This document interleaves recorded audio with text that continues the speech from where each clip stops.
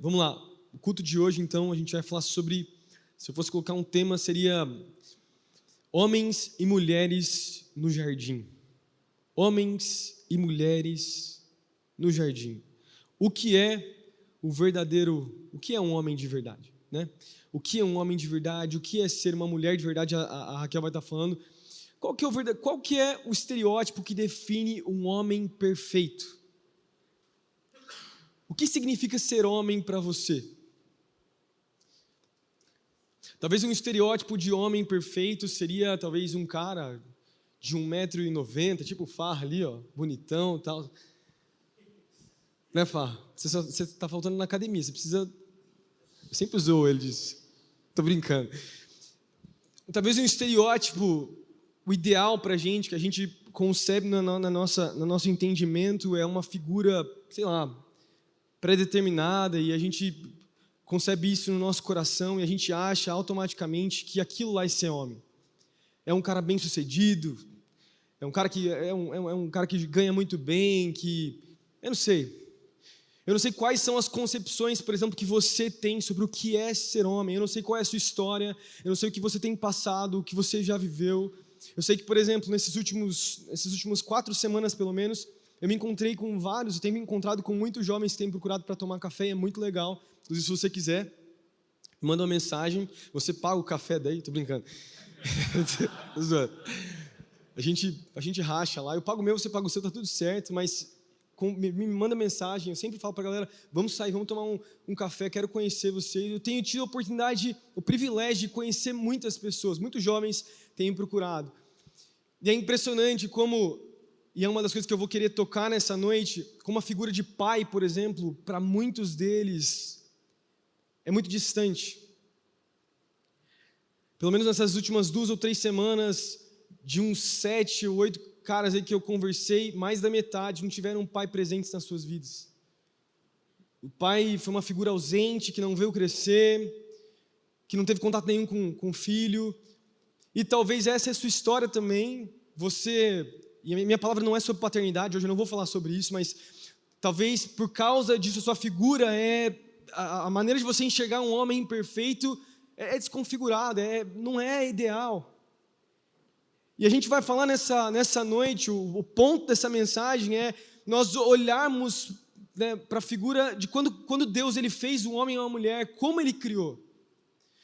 Porque você sabe, eu sempre falo, uma das coisas que eu mais ministro aqui nos jovens, que eu tenho tocado demais talvez nessa questão de identidade, a gente tem falado bastante sobre isso, de como tudo começa no Éden, e de como tudo foi quebrado, foi maculado por causa do pecado desde o Éden, de como tudo mudou. O pecado, aquilo que era ideal, aquilo que era perfeito, que Deus tinha criado de maneira perfeita, foi transformado de maneira ruim, por causa do pecado. Deus criou o homem e a mulher de um jeito, mas por causa do pecado, então eles se transformaram em outras coisas. Não era aquilo que Deus desejava para o homem, não que ele não soubesse, né? E inclusive a masculinidade e a feminilidade também foram maculadas pelo pecado.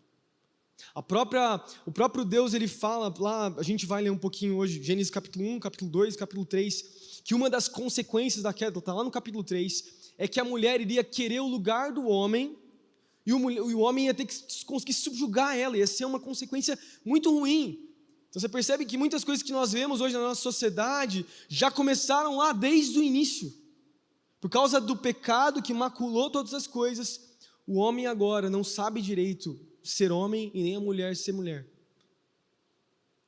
E não se engane, tá? Porque eu vou talvez tocar um pouco nesse assunto. Muita gente talvez tenha uma visão até mais conservadora de homem e mulher. Homem é aquele cara que, enfim, é responsável. Até mesmo a figura antiga de um homem que até protegia a sua família, e é bonito isso, é virtuoso. Mesmo nesse sentido, também, você não encontra redenção, mesmo nisso. A gente vai perceber que, independente do tempo onde o homem viveu,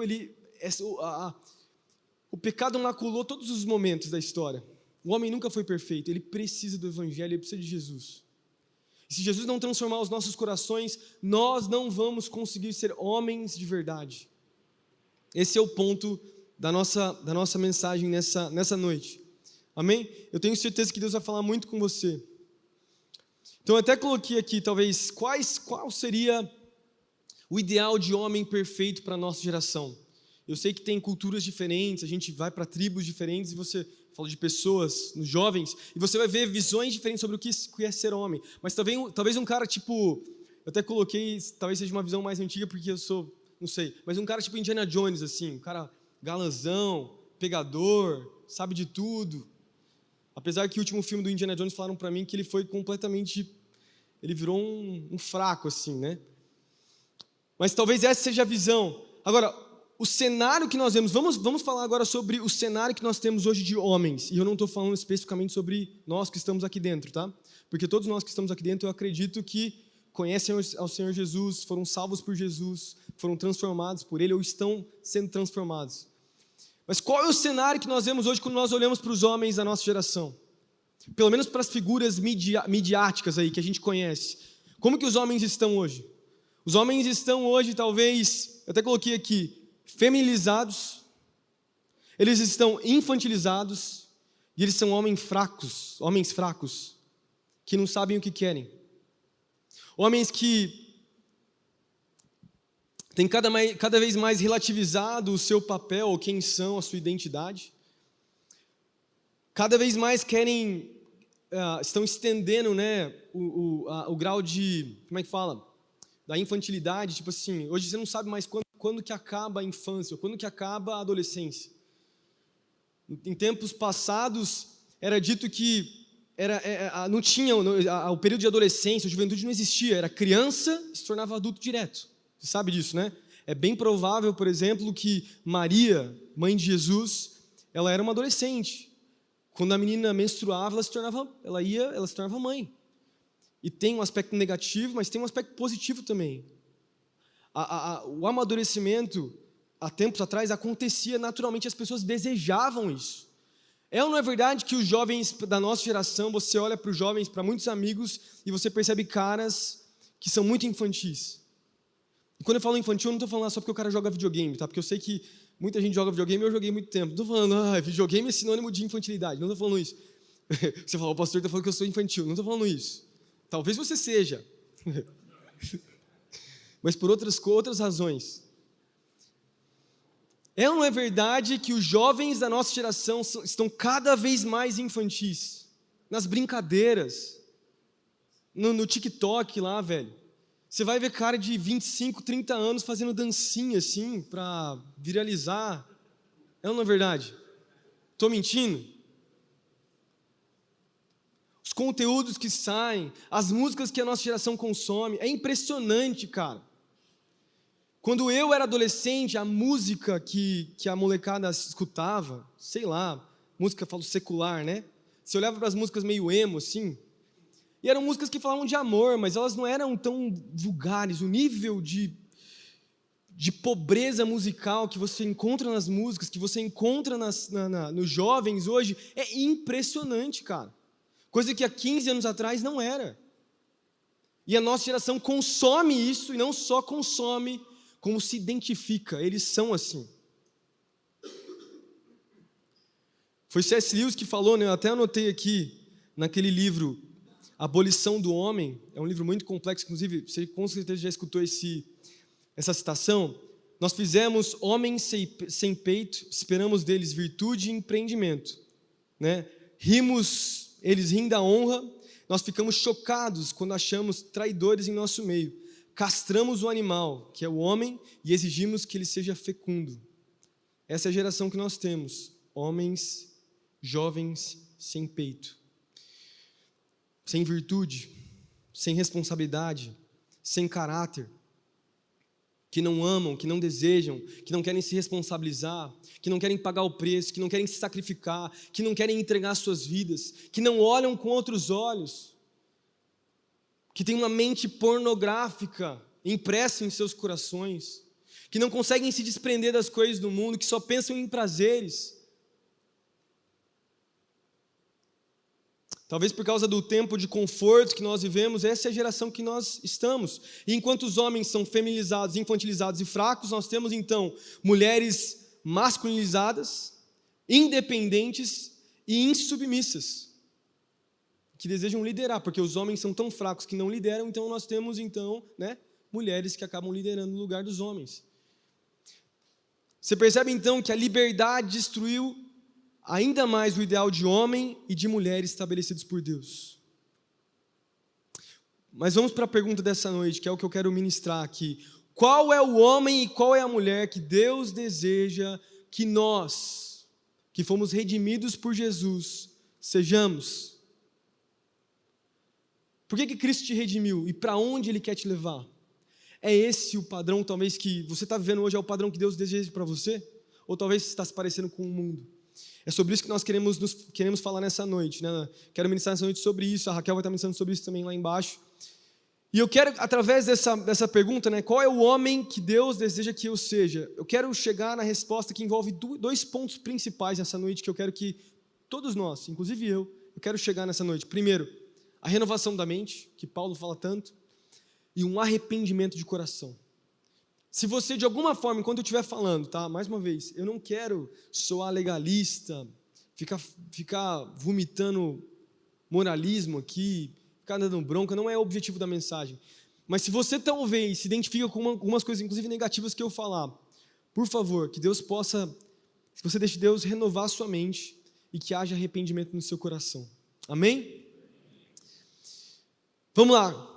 Tudo começa, eu falei sobre como o mundo está, como o homem está hoje, tudo começa lá em Gênesis, no capítulo 1. Você conhece a história, né? Você lembra de como todo o pecado aconteceu, e eu falei um pouquinho no início. Mas lá em Gênesis, no capítulo 2, a gente vai perceber, capítulo 2 e capítulo 3, se você puder abrir comigo lá. Gênesis capítulo 3, eu esqueci minha Bíblia, eu estou com o celular aqui.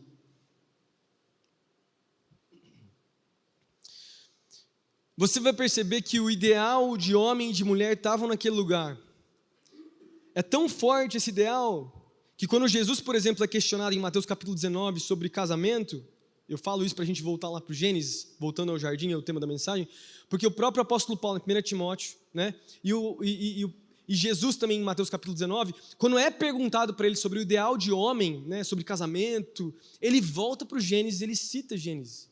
Ele cita Gênesis como o ideal, né, da onde Deus, Ele fez o homem e a mulher daquele jeito.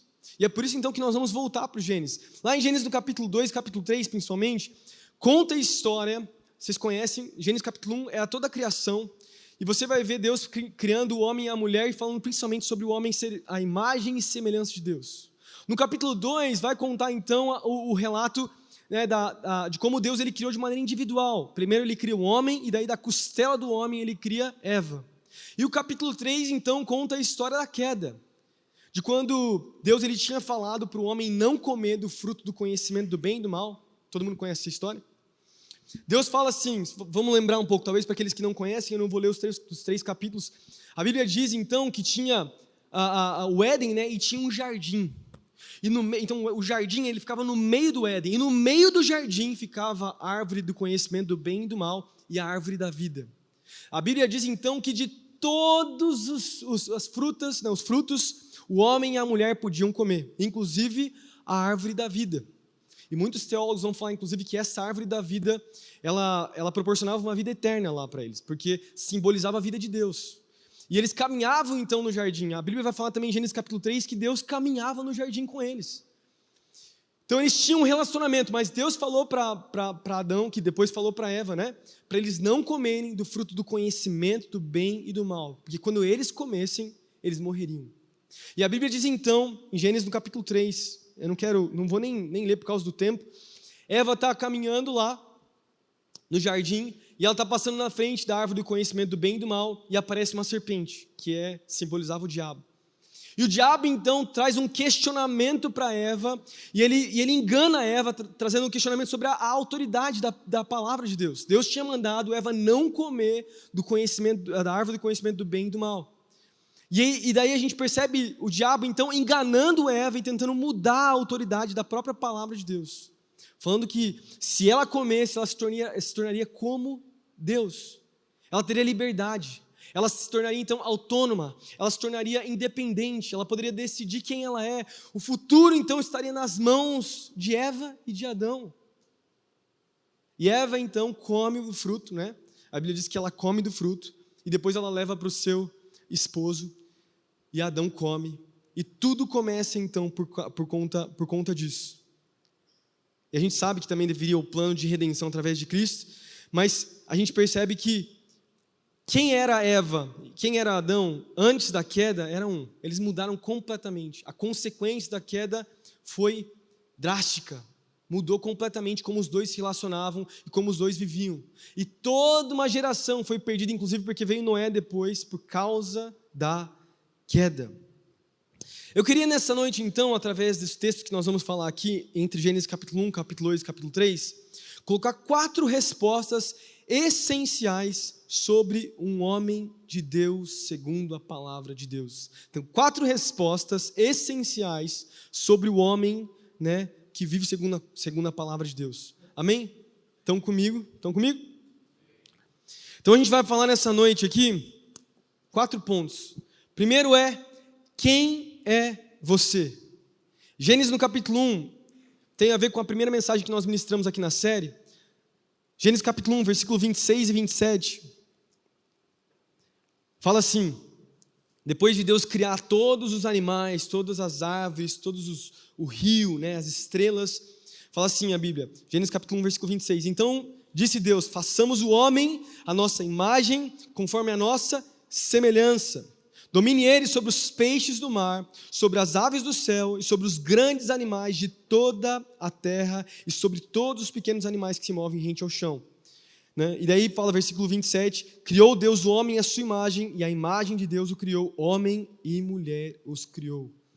Legal, forte isso. Primeira questão que a gente consegue responder, e tem a ver com a primeira mensagem que nós ministramos nessa série, é que, olhando para o Gênesis antes da queda, nós temos a resposta de quem o homem e a mulher são em Deus.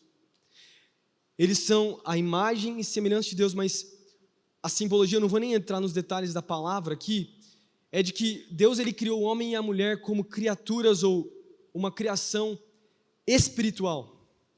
Presta atenção, entre todos os animais que foram criados, as plantas, os bichos, o homem e a mulher foram os únicos a serem criados como seres espirituais, que se relacionam de maneira espiritual com Deus.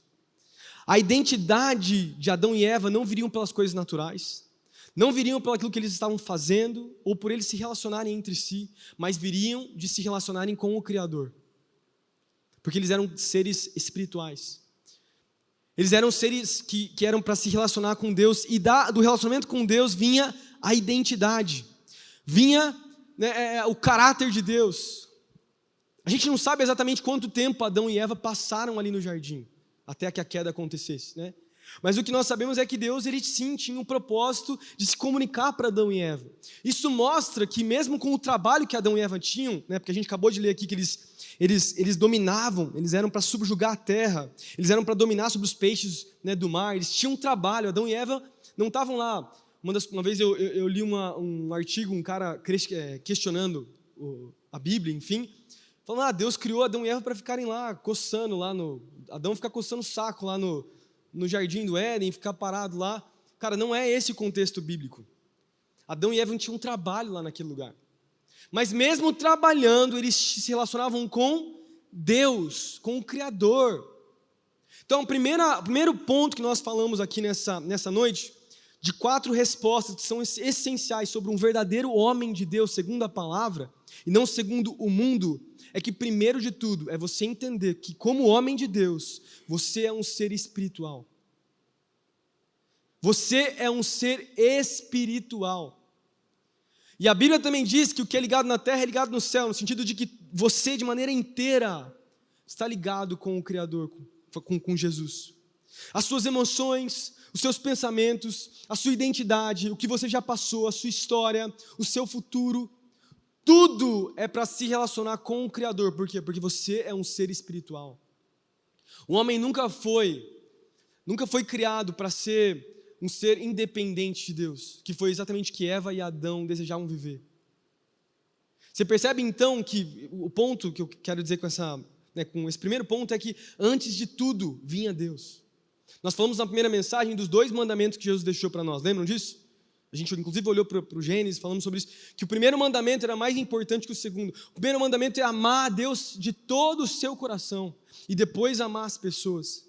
Tudo é fundamentado em um relacionamento com Cristo. Então, a primeira coisa de um verdadeiro homem de Deus é que ele deseja fundamentar a sua vida em Cristo Jesus. E ele não pode viver sem ter a sua vida fundamentada em Jesus. Uma das coisas que acontece no mundo que nós vivemos, né, a mente moderna, uma das coisas que mais aconteceu com influência, eles falam histórica, né, do iluminismo, coisas do tipo, filosofias que vêm até a nossa geração, é de que o homem aprendeu a privatizar áreas da sua vida. O que é isso? O homem aprendeu a privatizar a área da religião. Então, a área da religião é uma bolha da sua vida, mas ela é só uma bolha. Ela não participa de todo o resto. Eu sou uma pessoa na igreja, eu sou uma pessoa com as coisas de Deus, eu sou uma pessoa, enfim, com a minha família, e eu sou outra com todo o resto. Então, você privatiza, você é como um departamento independente de todas as outras áreas. E a gente não se relaciona. Você percebe, então, que meu ponto é que quem você é, essa pergunta de sermos criaturas espirituais, vem antes de sermos criaturas naturais. Você só é alguém natural porque você é um ser espiritual. E olha, não é só nós que estamos aqui hoje, que somos cristãos, que somos seres espirituais. Todas as pessoas da terra são seres espirituais.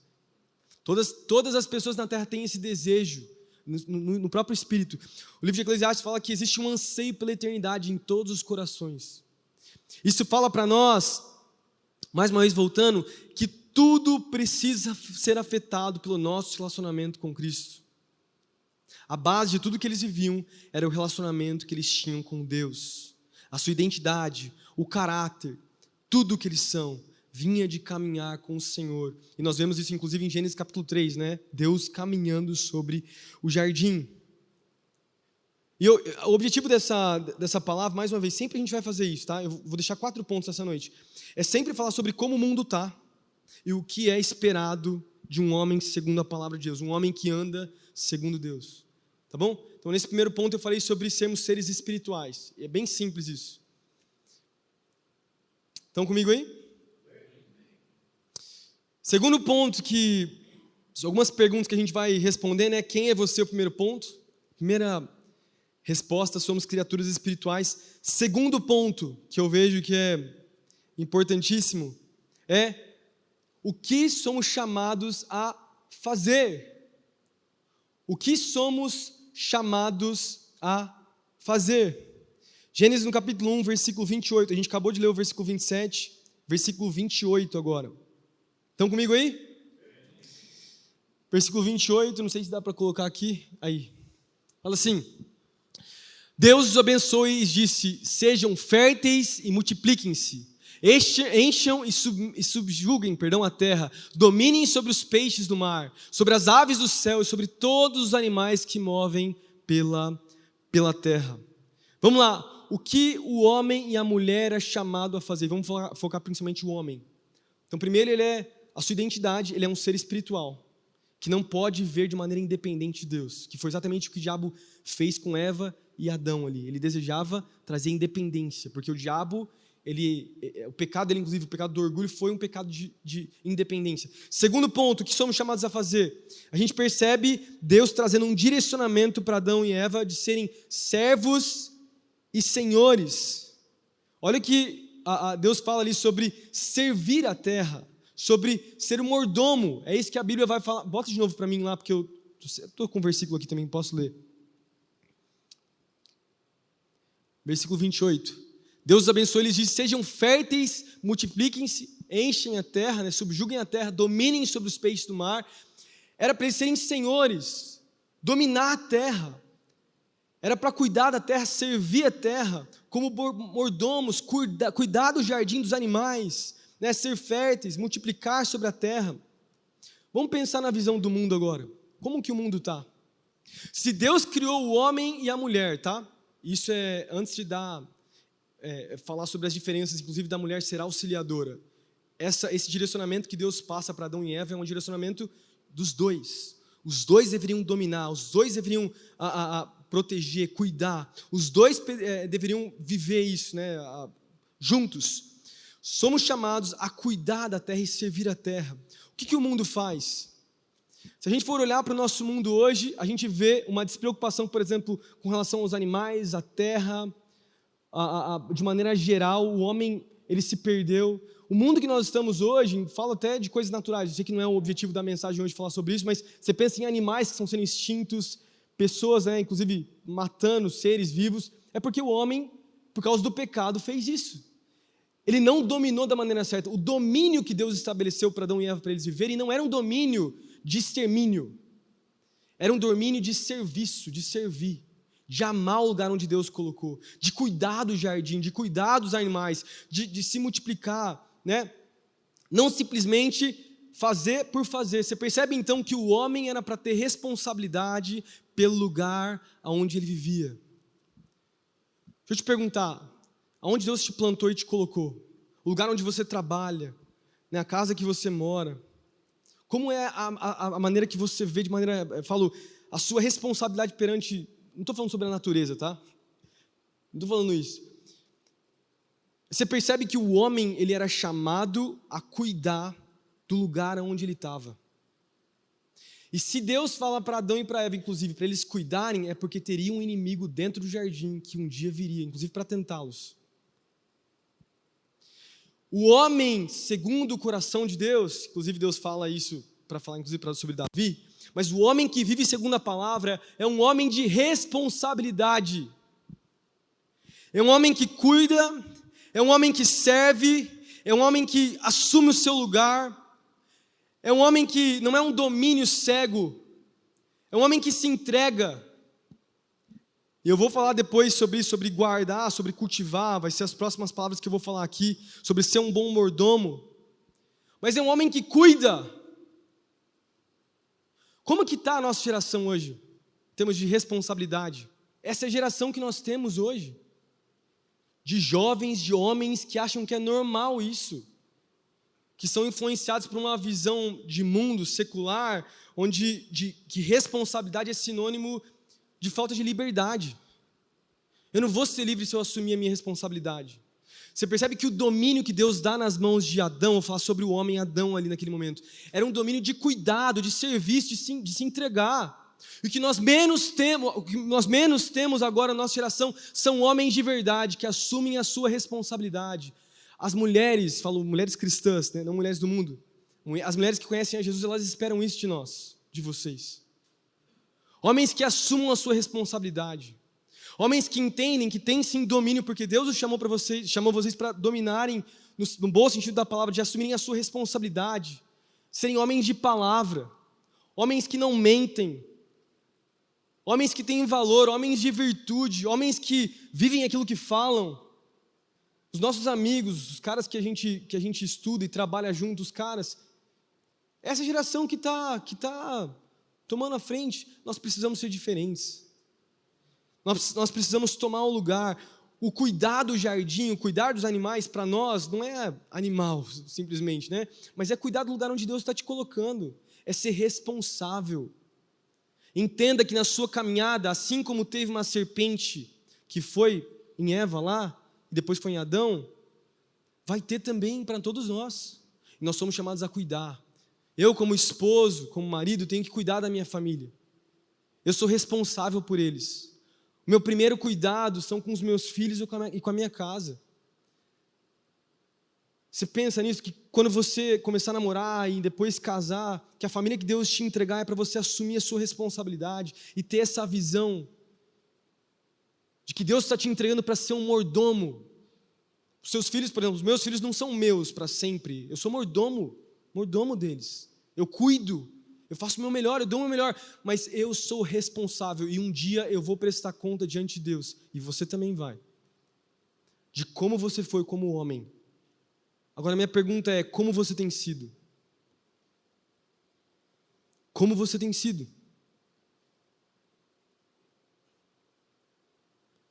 Como você tem sido como homem?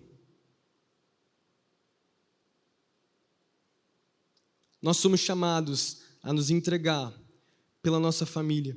Esse é o valor da família. O terceiro ponto que eu vejo, então, primeira pergunta que eu coloquei aqui é: quem é você? Segunda, o que somos chamados a fazer? Terceira, é com quem nós nos relacionamos.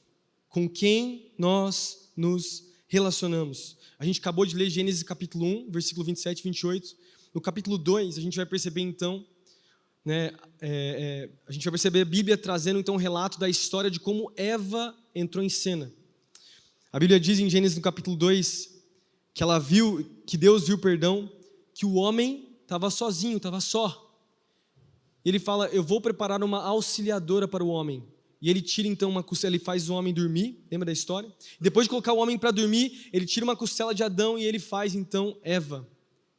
E a Eva seria então a auxiliadora, com quem Adão se relacionaria.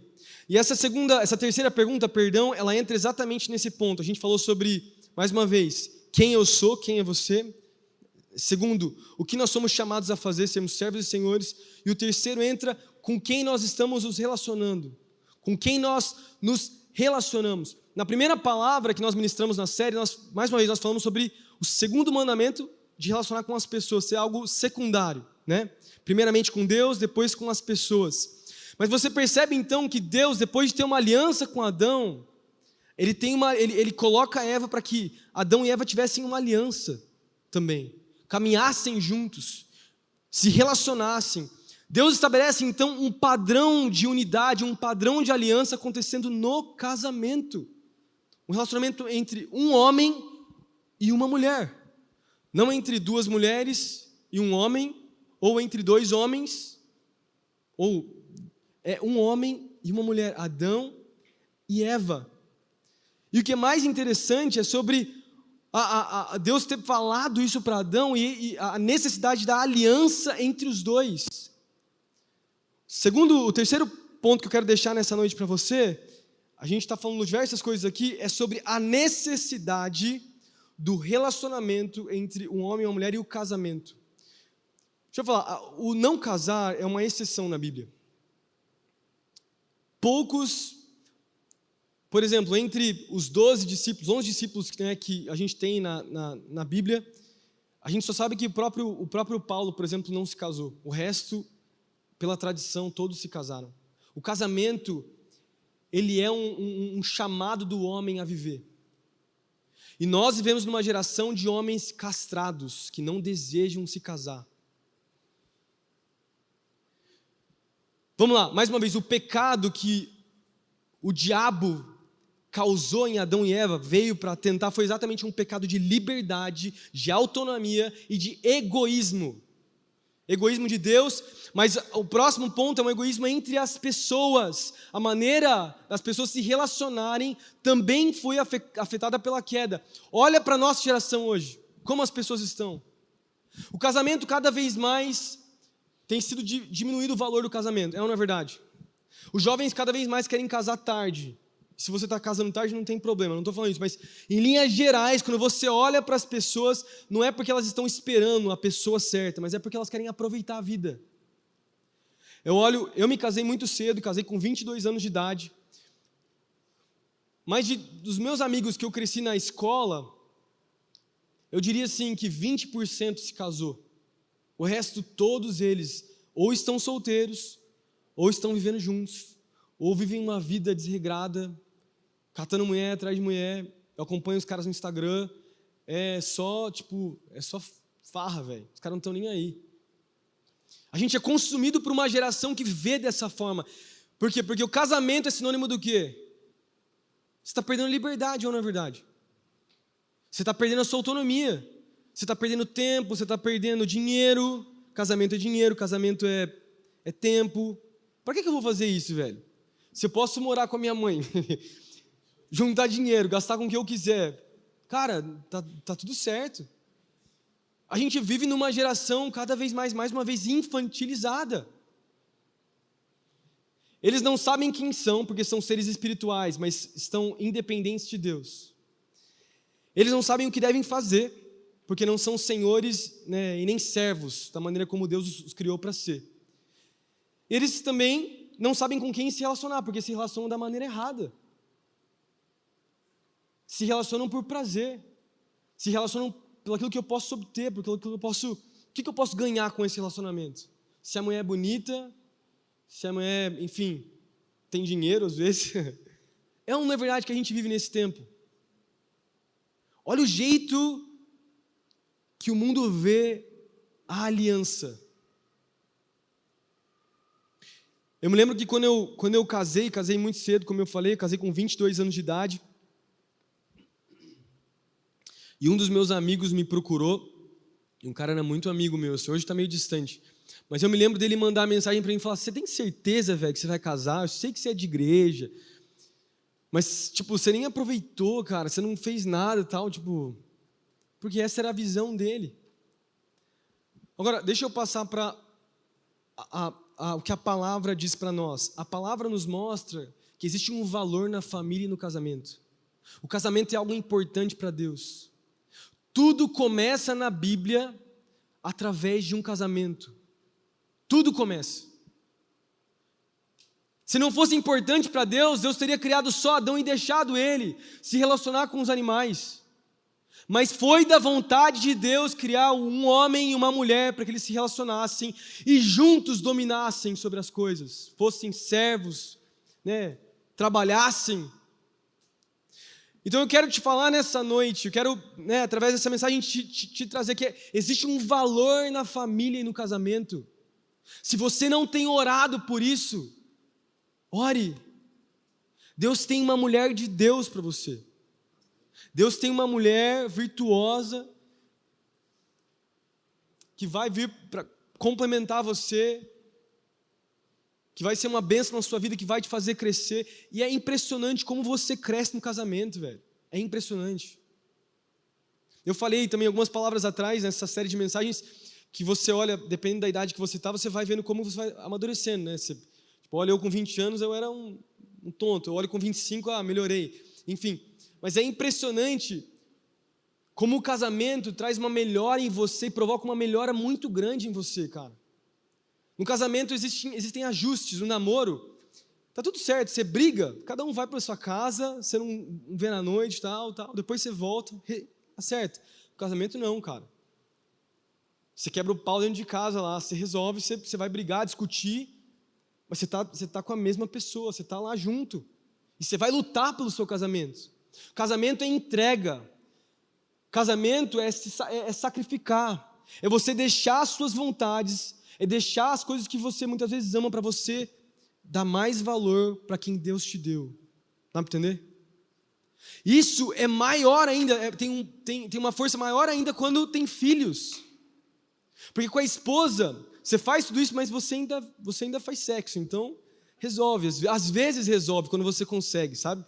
Dependendo da fase que você está. Se você fizer tudo direitinho durante o dia, construir, e você aguar bem lá a planta, à noite você consegue colher. Mas com os filhos, velho, presta atenção. O moleque vai aprender a dizer eu te amo para você de novo, a te responder eu te amo, com 4 anos de idade. Antes disso ele não sabe. Antes disso você está trocando fralda, tirando cocô e limpando, velho. Você não recebe absolutamente nada. Você gasta. Você é esticado. Você amadurece. Você se torna outra pessoa. Porque o casamento tem esse poder, te faz mais parecido com Jesus. Te tira da molecagem, né? Da infantilidade. E é por isso que eu creio de todo o meu coração, né? Eu sei que o apóstolo Paulo ele fala também sobre aqueles que não desejam se casar. Tudo bem, o celibato é uma bênção. Existe sim uma honra e um ministério especial para pessoas, homens e mulheres de Deus, que decidem não casar. Tudo bem, Paulo foi assim, mas Pedro não foi. João não foi, todos os outros não foram, todos os outros casaram. Por quê? Porque existe algo que é liberado no casamento. E eu quero falar para você nessa noite, eu quero te lembrar que você vai crescer se você casar. demais. Você vai se tornar outro homem, você vai olhar e falar, quanta coisa eu mudei e cresci porque eu casei. Quantas vezes, velho, eu acordei de madrugada, contando aqui coisas simples, e você vai lá, e daí você vai de madrugada cuidar dos meninos, aí você volta, você não dorme direito, daí você está um zumbi de dia, e daí você está podre, você está quebrado. O seu eu é diminuído. Aquele pecado lá que eu falei no início, o pecado inicial, né, o pecado original, que é um pecado de autonomia, ele é quebrado no casamento. Ele é quebrado, seu orgulho é quebrado. Por quê? Porque você não pensa só em você. Você pensa nos seus filhos. E um homem de verdade pensa na família, velho. Se você não pensa em família, eu sinto te dizer que você é um moleque ainda. Se você não tem desejo ainda de casar, não quer um dia ter filhos, se casar, você é um menino que precisa crescer. Porque esse não é o desejo de Deus para você, a não ser que Deus te confirmar, né? Escrever na tua testa que você não deve casar, amém. Mas, cara, a gente precisa de homens que desejam isso. Tem uma geração se perdendo lá fora. Homens que não sabem, que não têm... E daí eu venho para o outro aspecto importante que eu queria deixar nessa noite, talvez homens aqui dentro que não tiveram pais, que foram próximos, que têm dificuldade, inclusive, de ver essa visão de pai, porque não tiveram um pai presente. Na igreja você consegue ter pessoas que podem preencher esse espaço. E o próprio Deus é um pai presente, que te ensina, que te ajuda, que te capacita, que vem com graça e amor e transforma a sua vida. O problema é quando nós não estamos dispostos a amadurecer e crescer. O problema é quando nós queremos continuar vivendo com a mentalidade do mundo dentro da igreja, que é o que acontece demais. Nós queremos autonomia mesmo aqui dentro. Nós queremos autonomia mesmo aqui dentro. Esse não é o projeto de Deus para você. Essa não é a vontade de Deus para você. Deus está nos chamando a nos relacionarmos, a amarmos pessoas, olharmos para fora, olharmos para as pessoas. Agora, eu fico me perguntando também, quem será que as meninas esperam que nós sejamos também, né? Ao mesmo tempo que tem, sim, o principal é respondermos o que a palavra de Deus quer que nós sejamos. O que as meninas estão esperando de nós? Se elas estão alinhadas com a palavra, elas vão esperar de vocês também posicionamentos de acordo com a palavra. Um homem que assume a responsabilidade, um homem que quer casar, um homem que não enrola. Esses tempos atrás eu cheguei num jovem, ele não está aqui hoje, então está tudo certo. Faz um mês que eu não vejo ele, talvez foi por causa da conversa. Eu falei para ele assim, a gente estava nessa série de namoro, né, deu match, e daí eu perguntei para ele, ele falou, pastor, está me incomodando demais essa mensagem. Eu estou falando aqui mais porque eu sei que ele saiu, eu acho. Mas ele falou, eu estou enrolando demais para casar, mas... Eu falei, cara, para de enrolar. Eu tenho certeza que a tua namorada, o que ela mais quer é casar com você. Só que você precisa virar homem. Porque você sabe que a partir do momento que você assumir a responsabilidade de entrar no noivado, se planejar, gastar dinheiro, o dinheiro que você muitas vezes usa para comprar teus tênis, para fazer tuas viagens, você decidir assumir a responsabilidade, virar homem de verdade e casar, ela quer casar. E é desejo de Deus. Porque eu falei, vocês estão caindo, não estão? Seja sincero, vocês estão namorando faz 7 anos. Estamos. Então, cara, muda, velho. Cresce. Para de querer autonomia. Para de pensar em liberdade e assume a responsabilidade de um relacionamento de verdade, cara. Ele fechou a cara e saiu. Deus está nos chamando para entendermos que a aliança que Ele tem conosco e que Ele deseja que nós façamos com as mulheres, com a mulher de Deus para nós, é uma aliança duradoura. Estão comigo aí? Não a aliança do mundo Não um contrato que o mundo muitas vezes faz, que pode ser quebrado a qualquer momento, mas uma aliança que não muda. Uma aliança que permanece. Amém. Deixa eu voltar aqui a tudo que eu falei. Primeiro, 4 respostas essenciais que nós encontramos no primeiro homem criado antes da queda. Primeiro, quem ele era? Uma criatura espiritual. Segundo, o que ele era chamado a fazer?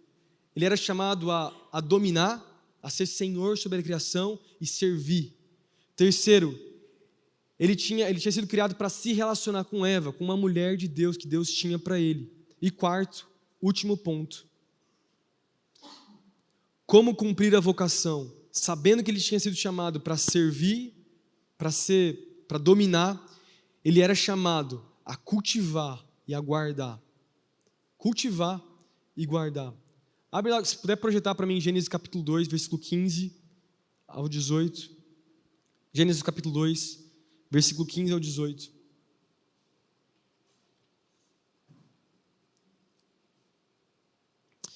A Bíblia fala assim: o Senhor Deus colocou o homem no jardim do Éden para cuidar dele e cultivá-lo. E o Senhor Deus ordenou ao homem: coma livremente de qualquer árvore do jardim. Daí depois ele fala: não coma só da árvore do conhecimento do bem e do mal. Não vou nem continuar. Daí no versículo 18, ali para baixo, fala assim: não é bom que o homem seja só, farei para ele alguém que o auxilie. E daí ele fala sobre a mulher. Mas ele deixa 2 atribuições principais para o homem, que é cultivar e guardar. Vamos lembrar, a gente falou sobre a identidade do homem, que é um ser espiritual. Falamos sobre o que o homem precisava fazer, que é dominar. E depois nós falamos a respeito da aliança que o homem tinha que fazer com uma mulher de Deus, que seria Eva para ele. O último ponto é como ele dominaria. Como ele dominaria o lugar onde Deus tinha colocado ele? Ele dominaria através do cultivo, né, e de guardar. A palavra cultivar que nós temos na Bíblia é a palavra avad, do hebraico, que significa trabalhar, servir, cultivar, realizar inclusive atos de sacrifício. E o significado principal naquele sentido era mais cavar, porque se tratava então de um jardim. Adão então teria que cultivar aquele jardim, guardar, fertilizar. Era um trabalho que era exigido então de Adão. Era uma entrega. E a segunda palavra que Deus usa ali para falar, para identificar Adão também, é a palavra guardar, que seria a palavra chamar no hebraico, que significa vigiar, proteger. Então, juntos essas 2 palavras seria o que Deus tinha para o homem e para a mulher, de guardar e de cuidar. Outro chamado que Deus tem para mim e para você é de guardar e cultivar. Primeiro a nossa vida com Deus, porque ela foi a primeira coisa que o diabo veio atacar, mas segundo também a família que ele teria. Presta atenção, se você quer ser um homem de verdade, um homem segundo a palavra, ter a verdadeira masculinidade segundo a Bíblia, você precisa entender que você é chamado a cuidar de todas as coisas da sua vida, a se sacrificar e se responsabilizar, como a gente já falou inclusive no último ponto. Nós somos chamados a guardar e a cuidar. Eu sei que eu não estou falando aqui para homens casados, tá? A maioria aqui não é casada, talvez tenha alguns aqui casados. Mas o que nós mais vemos hoje em dia são casamentos de homens que não cuidam dos seus filhos, não cuidam das suas casas. Se você está se preparando então e pensando no seu casamento, pensando com quem você vai se relacionar, você precisa querer se tornar esse homem que lidera, que protege, que cuida, que assume a responsabilidade, que é um homem que vai à frente.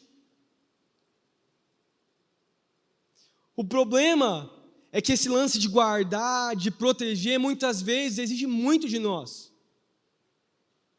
Exige a gente deixar de lado muitas vezes os nossos hobbies, aquilo que a gente está fazendo. Os pais que estão aqui sabem disso. Como muitas vezes, para que a gente tenha essa visão de guardar e de trabalhar na família, exige tempo. O que eu quero dizer com isso? Por exemplo, na minha casa, sabendo do futuro dos meus filhos, sabendo do futuro de como estão as escolas hoje em dia, a gente tem medo de muitas coisas que a gente escuta hoje em dia, né? Você pensa, a escola não é mais a mesma de quando eu estudei. e eu olho para os meus filhos, eu oro por eles, fico pensando, o que meus moleques vão enfrentar quando estiver na escola? Como vai estar, velho? Agora, como que eu trabalho na minha família, sabendo que no futuro os meus filhos vão enfrentar esse tipo de coisa?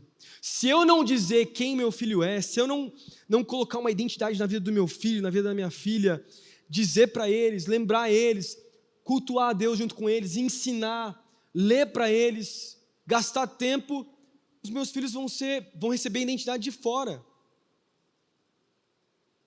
Exige trabalho, você percebe isso?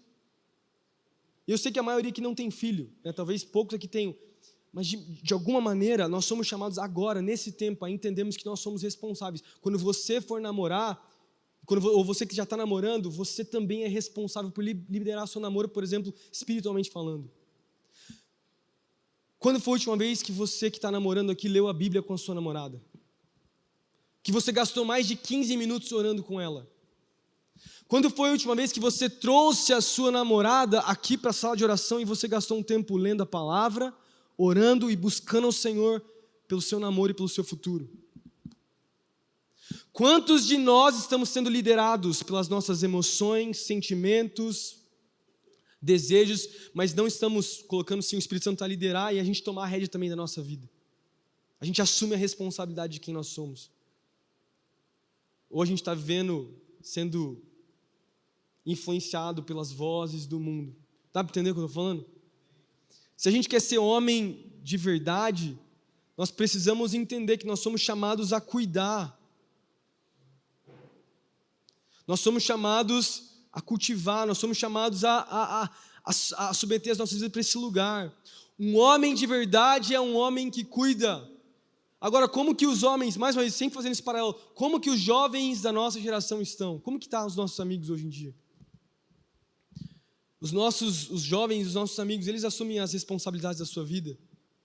Como que são eles, de verdade? Será que nós estamos nos parecendo mais com as pessoas lá de fora do que o que a palavra diz que nós somos chamados a ser, a nos tornar? A gente é chamado a ser mais do que isso. A gente é chamado a cultivar, a guardar, a ser um homem de verdade. O homem de verdade era aquilo que Adão e Eva eram chamados para ser antes do pecado. Mais uma vez, deixa eu lembrar vocês. Estão comigo aí? Mais uma vez. Quem é você? Você é uma criatura espiritual.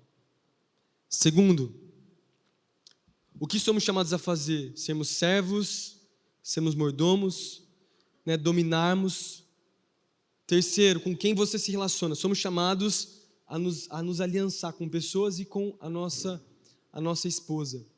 E por último, cumprir a nossa vocação, cultivando e guardando. Essas foram as 4 missões, então, que Deus deu para Adão e para Eva antes da queda. Agora, o que é mais interessante, eu já estou terminando, tá? Já é 9h15.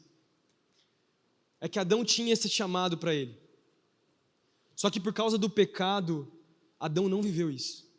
Tanto que logo que o pecado acontece, no capítulo 4, conta a história dos filhos de Adão, Caim e Abel, tendo um relacionamento lá ruim. E vocês conhecem a história, Caim mata Abel. Lembra dessa história? Todo mundo lembra, Gênesis capítulo 4? Você percebe que no próximo capítulo da Bíblia, capítulo 4, tudo aquilo que Deus tinha chamado Adão a fazer, a guardar, a cultivar, a dominar, ele era um ser que era espiritual, que a gente falou aqui. Todos esses 4 pontos que a gente falou nessa mensagem, no capítulo seguinte, capítulo 4, depois da queda, a consequência já está lá. Os seus filhos se matam, velho. O primeiro pecado, depois de Adão, é o assassinato. E logo depois disso, capítulo 5, você vai ver que a geração ali, os filhos de Caim, eles vão se distanciando cada vez mais de Deus, ao ponto de chegar na época de Noé. E era tão feio o momento que Noé vivia, que Jesus compara o fim dos tempos com o tempo de Noé. As pessoas se davam em casamento, libertinagem, imoralidade, pecado, homossexualidade, perversidade, depravação, era tudo isso. que estava acontecendo naquela época. Essa foi a consequência, por quê? Porque esses 4 pontos que nós falamos, ser espiritual, a aliança verdadeira entre um homem e uma mulher, saber o porquê que o que eles eram chamados a fazer e como fazer, foi afetada pelo pecado. Agora, eu sempre gosto de falar sobre isso.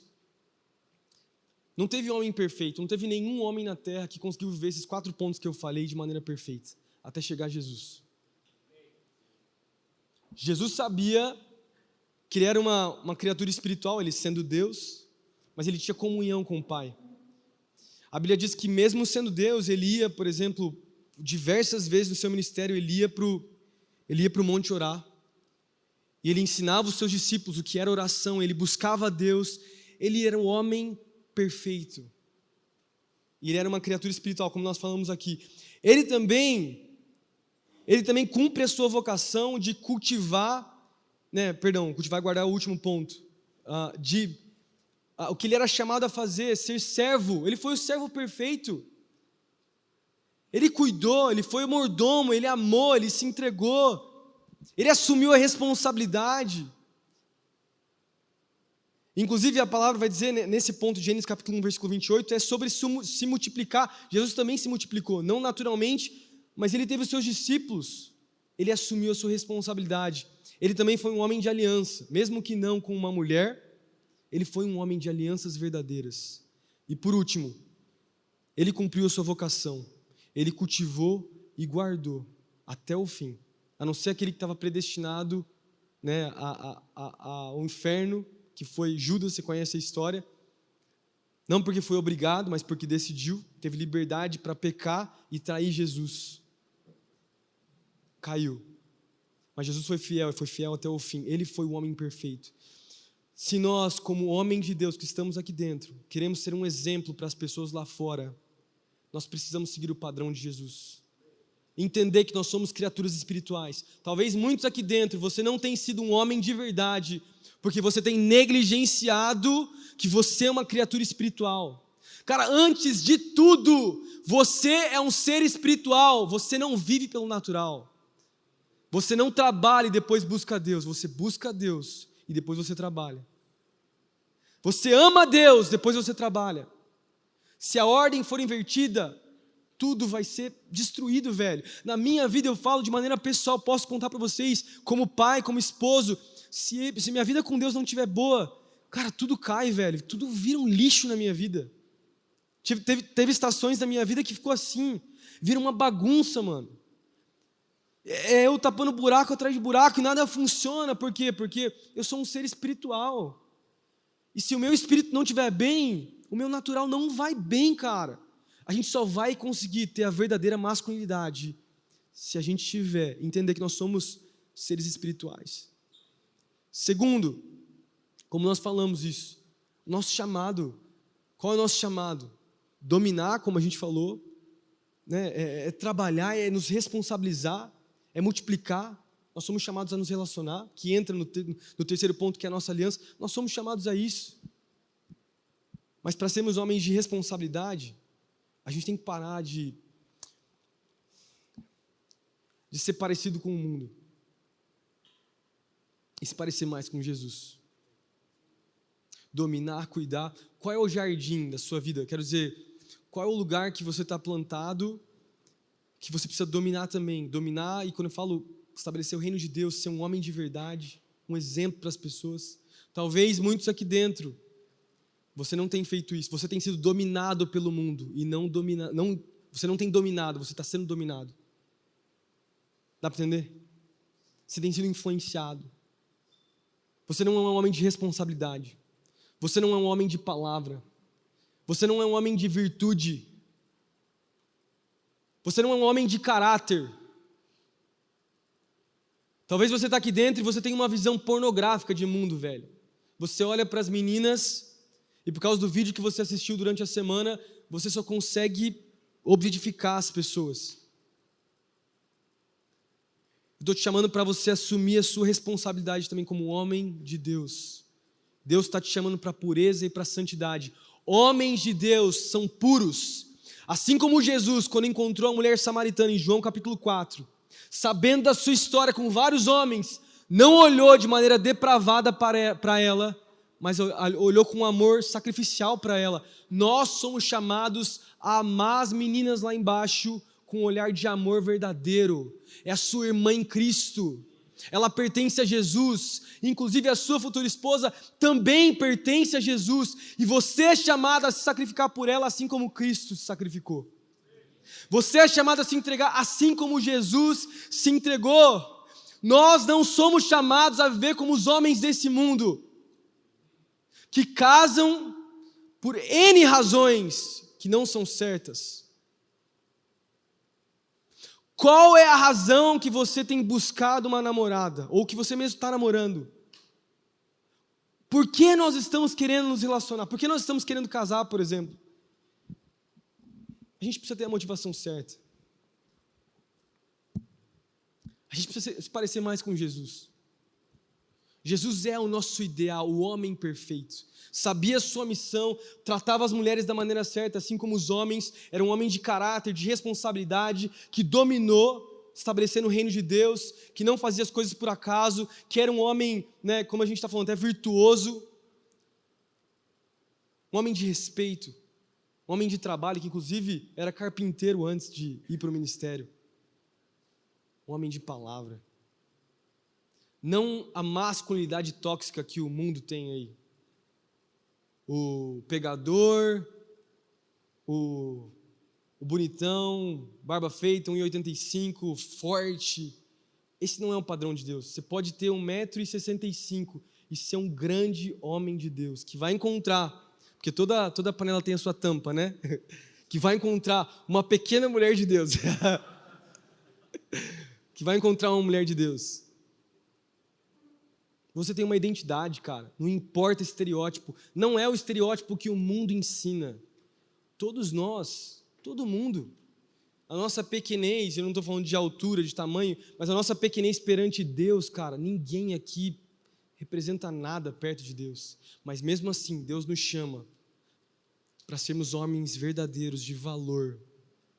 Todos nós aqui dentro, que não seguimos o padrão desse mundo, mas que vamos mostrar para os nossos amigos e para o mundo o que é ser um homem de verdade. Você crê comigo? Mais uma vez, vou revisar aqui só para a gente terminar, eu vou orar.